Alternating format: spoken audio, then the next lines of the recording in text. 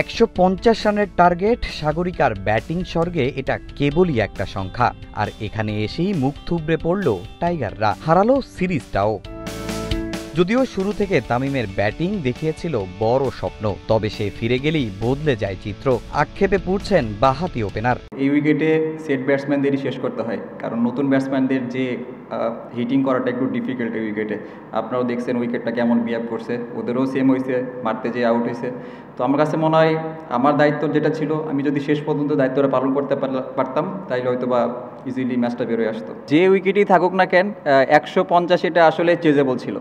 এটা আসলে আমরা ব্যাটসম্যানদের ব্যর্থতা, আমরা সবাই দায়িত্ব নিতে পারি নাই। তামিম ছাড়া বাকিরা শুধু আসলেন আর গেলেন, অধিনায়কও নিতে পারেননি দায়িত্ব।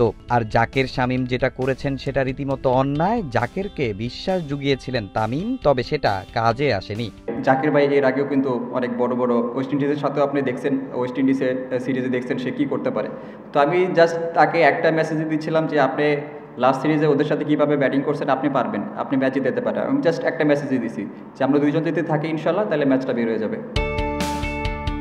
ব্যাটিংয়ে ওয়েস্ট ইন্ডিজের শুরুটা দেখে সবাই ধারণা করেছিল টার্গেটটা হতে পারে 180+। তবে দারুণ কামব্যাক দেখিয়েছে বোলিং ডিপার্টমেন্ট। শেষ 50 বলে 43 রান দিয়ে নিয়েছে 7 উইকেট, যার প্রশংসা ক্যারিবিয়ানদের মুখেও।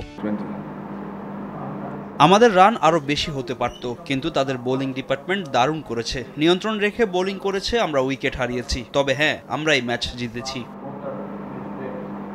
এক ম্যাচ হাতে রেখেই সিরিজ নিজেদের করে নিল উইন্ডিজ। ক্যারিবিয়ানদের এখন লক্ষ্য কেবল গেল বছর ঘরের মাঠে পাওয়া হোয়াইট ওয়াশের প্রতিশোধ নেয়া।